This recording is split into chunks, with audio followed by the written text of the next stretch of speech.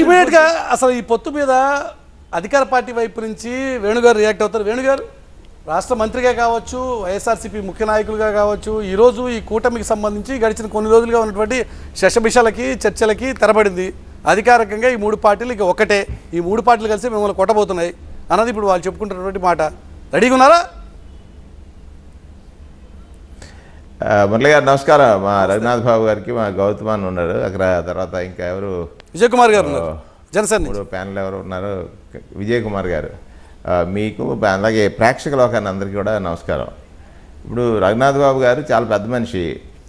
వారి మాటలు ఎలా ఉన్నాయంటే వాళ్ళే వచ్చారు వాళ్ళే వెళ్ళిపోయారండి. వెళ్ళిపోయేటప్పుడు ఇష్టం వచ్చినట్టు తిట్టేసి వెళ్ళిపోవచ్చు, మళ్ళీ వచ్చినప్పుడు కలిపేసుకోవడం అనేటువంటిది ఒక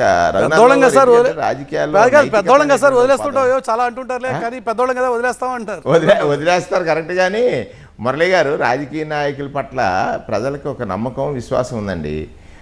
కనీస నైతిక విలువలు కూడా పాటించలేనటువంటి స్థితిలో దిగజారిపోయారా రాజకీయ నాయకులు?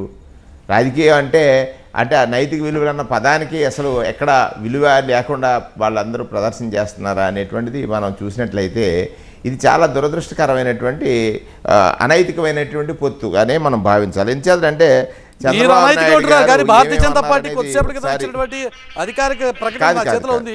భారతీయ జనతా పార్టీ నేషనల్ లెవెల్లో రిలీజ్ చేసినటువంటి స్టేట్మెంట్ అందులో ఒక మాట అందులో వాళ్ళు గుర్తు చేసుకుంటూ మాకు 1996 నుంచి తెలుగుదేశం పార్టీతో సాన్నిహిత్యం ఉంది.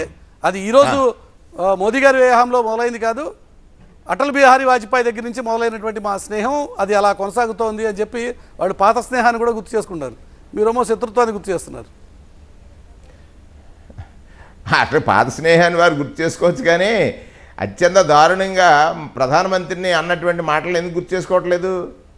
దారుణంగా అంటే ప్రధానమంత్రి అని కనీసం ప్రధానమంత్రి సీటుకి కూడా విలువ ఇవ్వకుండా చంద్రబాబు నాయుడు గారు నా జీవితంలో నేను చేసినటువంటి చాలా ఘోర తప్పిదం భారతీయ జనతా పార్టీతో కలవడం అనేటువంటి మాట అన్నారు.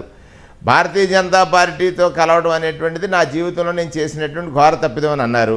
అంటే వీళ్ళు ప్రజలను మోసగించడానికి అవసరమైతే విడిపోతారు, అవసరమైతే కలుస్తారు. కానీ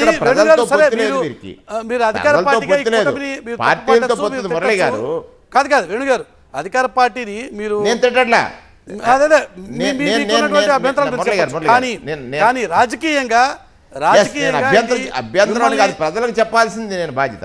కానీ రాజకీయంగా ఈ కూటమి ఇబ్బందికరమైనటువంటి కూటమి కాదా? భారతీయ జనతా పార్టీ మీ వెనక లేదు అని అంటున్నాను. పరోక్షంగా అయినా సరే భారతీయ జనతా పార్టీ మీ వెనక లేదు అనేటువంటి సందేశం నాకు నిమిషం మురళి గారు నాకు నిమిషం టైం ఇస్తే నేను చెప్తాను. ఇక్కడ మా ప్రభుత్వానికి ఉన్నటువంటి లక్ష్యం ఏమిటి? పేదరికంలో ఉన్న వాడిని ఆదుకోవడమే మా ప్రభుత్వానికి ఉన్నటువంటి ప్రధానమైనటువంటి లక్ష్యం. పేదరికంలో ఉన్న వాడిని ఆదుకోవడమే. దానికోసం రకరకాల సంక్షేమాలు తెచ్చాం. అవి సంస్కరణలో భాగంగానో లేదా సంస్కరణలుగా కూడా ప్రజలకు కనపడ్డాయి.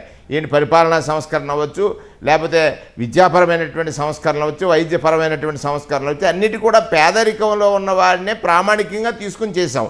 ఇక్కడ ఈ కలయిక ఏదైతే ఇప్పుడు చంద్రబాబు నాయుడు గారు లేకపోతే పవన్ కళ్యాణ్ గారు భారతీయ జనతా పార్టీ వారు వీరందరూ కలయిక, మీరు అన్నారు కదా వదిన గారు మర్ది గారు కలిశారు. తర్వాత ఇంకొక ఆయన కూడా ఉన్నారు, అది మూడో పేరు కూడా మనం తీసుకొచ్చామంటే చుట్టాలందరూ కలిశారు. చుట్టాలందరూ కలిసి ఎవరి మీద? పేదవాడికి మంచి జరగకుండా చూడడానికి, పేదవాడికి జగన్మోహన్ రెడ్డి గారి ప్రభుత్వంలో జరుగుతున్న మంచిని అడ్డుకోవడమే మా లక్ష్యము.